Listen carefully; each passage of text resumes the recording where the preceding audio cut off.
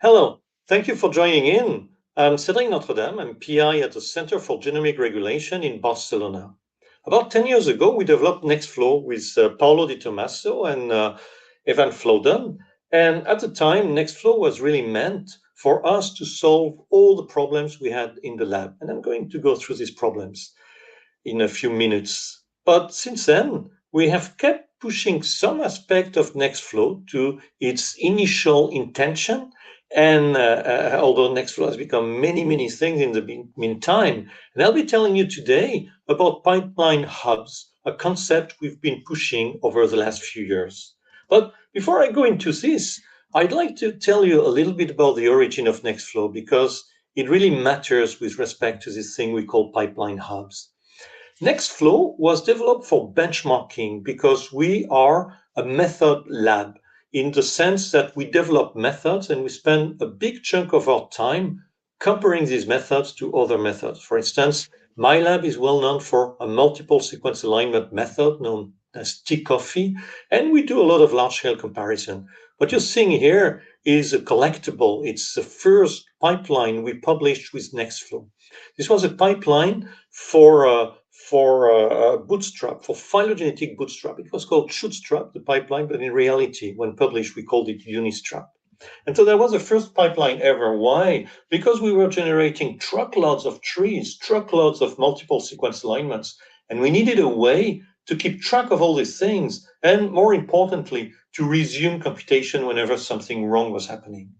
But interestingly, we made Nextflow available long before its publication. And because of this, the Sanger started developing tools with Nextflow. And this one was extremely influential, both for the paper and for the work I'm going to show you. This was a companion pipeline. It was all the methods you can think of, all the methods you may need under one roof to make a large scale genome annotation. And the cool thing, from my point of view, about this pipeline is that it contains many methods for the same task. All the gene predictions you can think of, Augustus, SNAP, Glimmer, everything that was hot at the time, functional adaptation, all of these things can be run in parallel or combined. And this really was something influential. Why? Because in biology, there are very few exact solutions. Biology and biological data analysis is such that very often you have the problem that your problem is not very well defined, like gene findings. We don't exactly know what are genes anymore. We used to know what they are, but now with the progress in genomics, it's every day a little bit more complicated. The sequence alignment, phylogeny, they are NP hard, which means that you know that by definition, you will never get an exact solution. You will always have to improve on existing solution. And I could go on and on. I like this short read aligners sort of ontology that really shows all the diversities of methods available for short read alignments. And there is no good or bad method. That's a problem. All of them have something to go for.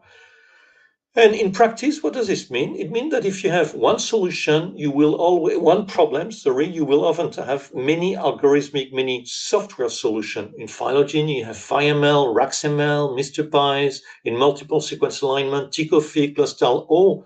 And you, as a developer or as a user, your only solution is to do benchmarking. That's your only way out, trying to figure out what is going on. There's a catch. It is not that simple as if we were trying to optimize a mathematical problem and there will be one solution. In practice, most of the problems you have in biology, you will see that there is not a single method that will do well all the time. For instance, here on the graph I'm showing on the right, you can see these are 70 data sets. And these are the 20 or so data sets on which TCOFFEE is doing the best. On that data set, it was on average the best, but there are many other data sets on which TCOFFEE was not the best, which means that if you select the best method, you have no guarantee as a user that this method will be the best for you.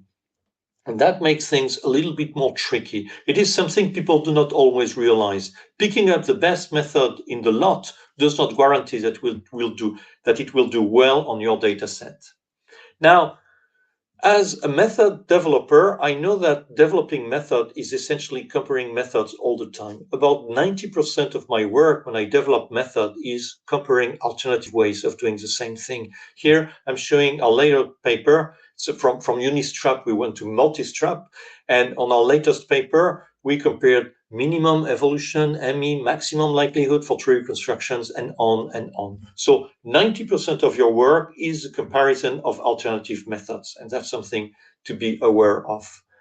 Interestingly, we started this many years ago. mCoffee is about 15 years old, even more, almost 20 years old. Yeah, we're 2025. And the idea behind mCoffee was to combine many multiple sequence alignment methods into one. So this still exists, still maintained, but this was done in a very ad hoc fashion. All the methods were added one after the other into tCoffee, and we showed that it was possible to run these methods in parallel, to combine them, to compare them. But Nextflow really opened a new dimension. Suddenly, with Nextflow, we were able to do this at an industrial scale. And these are all the hub pipelines we are currently developing in the lab. What do we have? We have evolution, so orthology. Some of you may know that in order to precisely infer the function of a protein, you want to know what is its orthologous across species, because they usually have exactly the same function. And so, unfortunately, it's a very complicated problem, which means that there are many alternative solutions to do it. This pipeline called Reproducible brings all of these alternative solutions under a single roof. Deep Model Optim, which we call Optimus in the lab, it's a deep learning strategy that is able to explore all the possibilities, all the possible ways of training your model, and especially the different types of noise you can add in your training. Obviously, we have the multiple sequence alignment one, which is the first one to be published. Then we have the differential abundance, which is possibly one of the most interesting because it's the most challenging. All of these differential abundance method, they are the same thing, but they are a little bit more different than multiple sequence alignment methods, for instance. So putting them under the same roof is a little bit more challenging. And obviously, we have the protein fold pipeline, which supports all of the alternative ways of folding one protein sequence into a 3D structure. Now, one of the things I really love about the new DSL2 is that it allows us to deconstruct methods. Many people are not aware that when they use a method, in reality, they use a small pipeline, a combination of methods. For instance, here I'm showing the multiple sequence alignment. Most multiple sequence aligners, like tCoffee, are made of a combination of steps. Estimating the guide tree, estimating the distance between all the pairs of sequences, and on and on. Often enough, when I read a paper, one of the things I don't like is that you have the whole thing that is being benchmarked. And it's often very hard to tell what is the magic ingredient, where have the authors really improved. And that can become accessible through deconstruction. If you deconstruct your method and you re-implement it as a collection of modules in Nextflow, then you'll be able to tell this. It's interesting to observe that Nextflow has so far not been very widely used to do algorithmic implementation. Nextflow is really used to do pipeline, and the algorithms are done somewhere else. But there's no reason to do things this way, and Nextflow is very, very suitable to implement algorithms. That's one of the things we're about to try. Now, how do you explore your pipeline hub? A pipeline hub is really two things. It's a hub of methods to be explored. And here we talk about tool sheet times sample sheet, meaning that you're going to try all the data sets with all the methods. The final result will either be a combination, a comparison, whatever is important. Once you have identified the path, the method that is good for you, then your pipeline will become a production pipeline, a pipeline that you will use to apply to a very large number of data sets. Now, of course, what we'd like is to build more hubs. We have 1,600 modules, so we could build pipeline hubs with absolutely everything. But we have a limiting factor here. It is that the pipeline need to be described. You need an input, you need the input, which is not so difficult to get programmatically, but you need to know about the operation. And the operation is tricky because the formal description of the pipeline often relates to the way this pipeline is being used. For instance, if you do a redundancy analysis, you're going to call a pipeline that removes all the redundant sequence pipeline, your algorithm removing redundant sequence. If you're trying to identify the most informative sequences, the same pipeline will be described as something that looks for centroids, for instance. And so it's very difficult to go through all this repository and classify all the modules by similarity. But we'd like to do this because if we were able to do this, we would have classes. Classes will provide a higher level of abstraction. For instance, in your pipeline at stage 5, if you say, instead of saying use TICOFI to make a multiple alignment, you'd say use a multiple aligner. And if you have a class of methods that are tagged as multiple aligner and are interchangeable, then later, when you'll be doing the tuning of your pipeline, you can programmatically explore the impact of using all of these multiple sequence alignment methods. That's why we'd like to have the 1,600 modules classified as grouped into classes.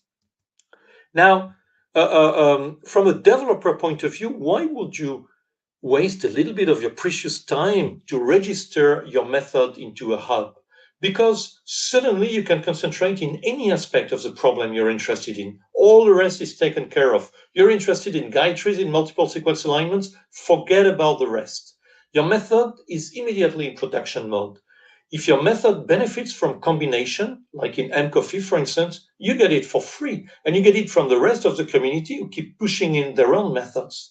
And of course, the maintenance of the global infrastructure is done for you, which includes distribution, of course, and testing. So these are the benefits from a developer point of view. But more importantly, because for one developer, you should have at least 10 users, hopefully 100, and normally thousands. And so what is it from a user point of view? From a user point of view, you get the programmatic hub exploration, meaning that you get this pipeline hub, and on a given problem, you are never quite sure what is going to be the right method, the right path for your problem.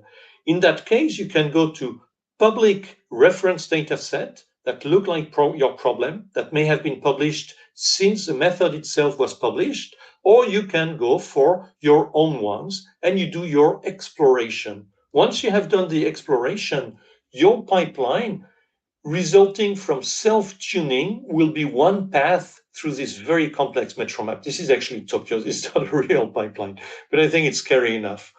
And it will only work if it's a one push a button thing. And with Nextflow, we can achieve this. So that's not something that is yet implemented, but this is a direction in which we are going.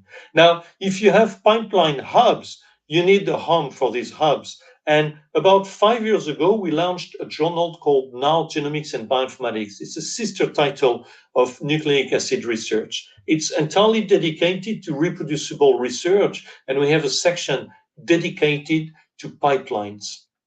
And so NARGAB is now a real, a classic journal. We receive papers, we make sure that everything they contain is available online through GitHub and all these type of things, and then we publish the papers. And you can see we have published SAREC, we have recently published NF Core Detectizer, and we have a reasonable collection of pipelines. But we'd like to go further. What I'd like to see happening is making NARGAB a hybrid journal. And let me explain in a few minutes. You'd have reference data sets. So you, as an author, you can publish reference data sets, you can publish quality measures, and you can publish your pipelines. You have the choice between publishing these three types of elements. And once you publish one of these elements, which may even be a module in a pipeline, so you may publish a module that is just a different way of doing guide trees in multiple sequence alignments. And once you have done this, all of these things will be programmatically tested, and there shall be a leaderboard where you will be able to tell immediately if your method is doing well or not. Okay, and that's essentially traditional publishing meeting hugging faces. Now, thanks a lot for your attention. Here is a list of some of the people involved in this project, but there are many more. The ones at the top are in charge of the pipeline hub: Jose Espinosa Carasco for protein fold, Luisa Santus for the multiple sequence aligner, Mathis Grappot for the deep model optim, Suzanne Jean for the differential abundance, and Igor for Reporto. Of course, we need more pipelines. We need more methods in our pipelines. So you're welcome to act as contributors to new hub pipelines or to new modules to the hub pipeline. And without further ado, I thank you all for your attention. Thank you.